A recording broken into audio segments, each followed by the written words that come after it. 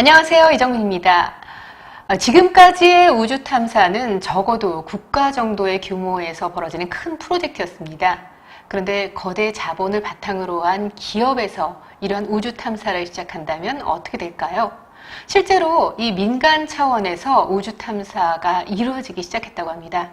선생님, 어떤 회사도 창업이 됐다고요? 네, 그 2012년 무렵에 그 구글이 요즘에 굉장히 큰 기업이잖아요, 세계적으로. 그러니까 구글의 이제 창업자들, 거기에 있는 사람들하고 뭐 그 아바타로 유명한 카메론 감독, 뭐 이런 사람들이 모여서 회사를 차렸어요. 상상력과 자본이 예, 플러스. 근데 그 회사를 차렸는데 그 회사가 어떤 회사냐면 소행성이라는 게 있어요.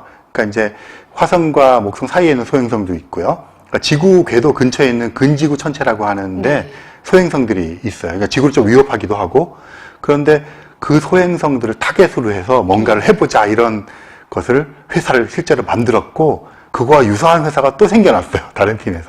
네. 아니, 아무래도, 그러니까 기업이라는 것은 이윤을 목적으로 하는 거기 때문에 그냥 막연하게 탐사를 하겠다, 그건 아닐 것 같아요. 탐사가 계획은 아니죠. 목적은 이득을 얻는 거죠. 어떻게 소행성을 상대로 해서 이득을 얻을 수가 있을까요? 그러니까 그 사람들이 착안한 게요, 소행성이라고 하는 게 이제 그 태양계가 처음 만들어질 때 지구나 뭐 화성이나 뭐 이런 거 같이 만들어진 건데요. 이 소행성들은 이제 그 말 그대로 소행성이니까 크기가 작아요. 뭐 큰 거는 뭐 100km도 있지만 뭐 1km, 2km짜리. 그런데 이 소행성들은 당연히 그 지구처럼 광물들을 가지고 있죠.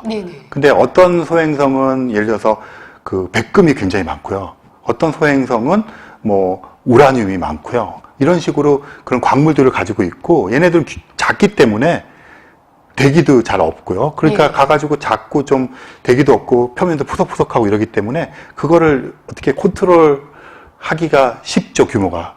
그런 것도 있고 주인이 없잖아요. 그러네요.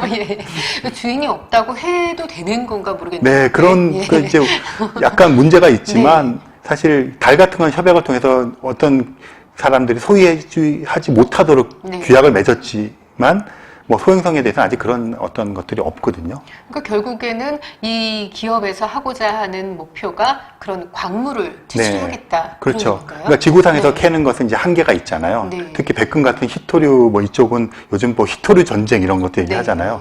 그러니까 제한이 있으니까 그런 데서 파보자 하는 게 기본 아이디어고요. 그럼 이 사람들이 생각하죠. 경제성이 있느냐. 그렇죠. 그러니까 경제성이 1년 단위로 하면 없죠, 당연히. 근데 이게 만약에 훨씬 더 긴 기간을 하면 있다고 자기들은 판단을 한 거죠. 그러니까 이게 참 웃을 일이 아닌 것이요. 일단 구글 같은 회사의 창업자가 투자를 한다.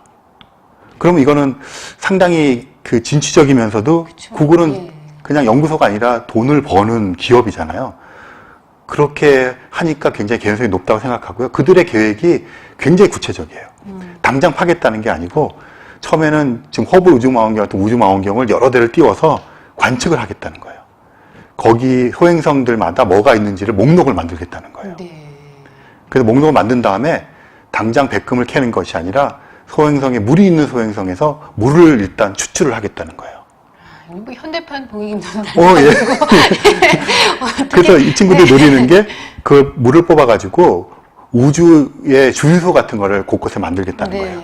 그러면 지금은 이제 뭐 우주 왕복선 이제 폐기가 됐지만 그런 이제 달 탐사를 가든 화성을 가든 이제 그런 그 우주 탐사선들이 있을 거 아니에요? 그게 중간에 거기에 내려서 처음부터 연료를 많이 싣고 가면 무게가 늘어나니까 발사하기 힘들잖아요. 그러니까 그까지만 오면 거기서 자기가 물도 주유하고 하겠다고 하는 그런 유통업부터 시작을 하겠다는 거고요. 궁극적으로는 백금 같은 걸 캐겠다는 거예요. 그러니까 지금 일단은 자본을 투자한 회사 자체는 확실하고. 네, 그래서 우주망원경은 조만간 올려 보낼 거로 그렇게. 기술력도 그럼 확실하다는 거네요. 그렇죠, 네. 그렇다면은 이제 전체적으로 배경은 다 일단 기본적인 틀은 다 갖춰져 있다네요. 그렇다면 이게 뭐 실현될 가능성도 높다는 건데 시간적인 문제가 되겠죠? 시간적인 문제죠. 순차적으로 관측하고 그 다음에 이제 그 스테이션 물 공급 스테이션 만들고 궁극적으로 백금을 캐겠다는 건데요. 그 문제가 되게 민감해요. 그러니까 히토류라는 게 있는데 그거하고 지금 전쟁, 뭐 히토류 전쟁 이런 자원 전쟁 이라는 것처럼, 근데 만약에 백금으로 이루어진 소행 하나를 덜커덕 다 파갖고 오면 지구에 있는 모든 상거래의 그런 어떤 기존 질서가 무너지는 거잖아요. 그러니까 이거는 어떻게 생각하면 굉장히 혁명적으로 세상을 바꾸고 좋든 나쁘든 간에 그 아이디어 자체는 굉장히 좋은 것 같은데 네. 그 아이디어가 실현됐을 때 일어날 수 있는 그 파장에 대해서 엄청나고 그래서 이거는 자기들은 우주법에 대한 준비도 변호사단을 통해서 네. 충분히 하고 있다고 발표를 했거든요. 그러니까 이게 상상 이상의 어떤 큰 규모에서의 대립이 있을 수도 있고요. 어쩌면 그 사람들로 인해서 기존의 히토류 같은 걸 가지고 자원 전쟁을 하는 게 무력화돼 버려서 네. 오히려 세상이 편해질 수도 있고 가늠하기는 참 힘들 것 같아요. 그러네요. 이렇게 이제 좀 약간 곤란하고 무거운 주제에 그런 우주 사업이 있는가 하면 아주 유쾌하다고 해야 될까요? 네. 우주 여행 여행 쪽도 사업이 굉장히 있어요. 활발하고요. 네. 2014년이 원년이 될 가능성이 굉장히 높아요. 아, 그래요? 그러니까 전에 네. 이것도 또 이제 마이크로소프트사의 공동 창업자 중에 한 사람이 이제 빌 게이츠 말고 네. 폴 앨런이라는 사람이 있어요. 그 사람이 그 프라이스 X라고 하는 프로젝트를 했는데 이게 100km 올라가면 이제 우주라고 부르거든요. 네네. 근데 민간 기술로 100km를 2번 통과하고 오면 우주에 갔다 왔다고 해서 내가 펀딩을 하겠다. 네. 그러니까 상을 주는 거예요. 예. 그 상을 걸었었는데 그 스페이스십 1이라고 하는 민간 우주선을 민간인들이 회사를 차려서 만들었어요. 그래서 그걸 통과를 해가지고 그 상을 받았어요. 네. 그래서 그걸 바탕으로 해서 이제 그때까지 이제 폴 알렌이 그 펀드를 다 대고 네. 준 거죠. 그래서 버진 갤럭틱이라는 회사가 그 기술을 가지고 지금 스페이스십 2라고 하는 민간 우주 왕복선. 이건 그러니까 우주 왕복선에 갔다 오는 거예요. 네, 그거를 갔다 와야지 만들었어요. 여행이 되겠죠. 그래서 만들어가지고 회사를 차려서 지금 사람들을 모집하고 있어요. 모집이 됐나요? 지금까지 거기가 이제 스페이스십 네. 2가 8명이 탑승 가능해요. 네. 그러니까 파일럿 2명 하고 기장, 부기장이겠죠. 그 다음에 6명의 관광객. 여행객이네요, 진짜. 여행객 6명. 그러니까 여행객의 개념은 뭐 우리나라도 이소연 씨가 올라갔다 오고 뭐 티토라고 하는 외국에 백만장자 올라갔다 했는데 그거를 여행객이라고 부를 수 있냐 없냐 얘기가 되게 많았어요. 왜냐하면 한 1년 동안 두 사람도 다 훈련을 받아야 되고 네. 이게 여행객이라고 불러도 되나 아니면 뭔가 정체성이 하고 이거는 어떤 돈을 받고 정식으로 계약을 맺고 한 것이라기보다 약간 국가적인 것도 네. 있고 개인의 어떤 그러니까 좀 애매했는데 이건 그게 아니라 그냥 우리가 비행기표 사듯이 정가의 돈을 내고 가는 거예요. 얼마인가요? 그래서 많이 싸져서요. 지금 600명이 돈을 내고 등록하고 대기하고 있어요. 그러니까 네. 6명이 갈 수 있는데 그러니까 100번을 갔다 와야 된다는 거잖아요. 네. 2억 5천만 원까지 떨어졌어요. 2억 5천만 원.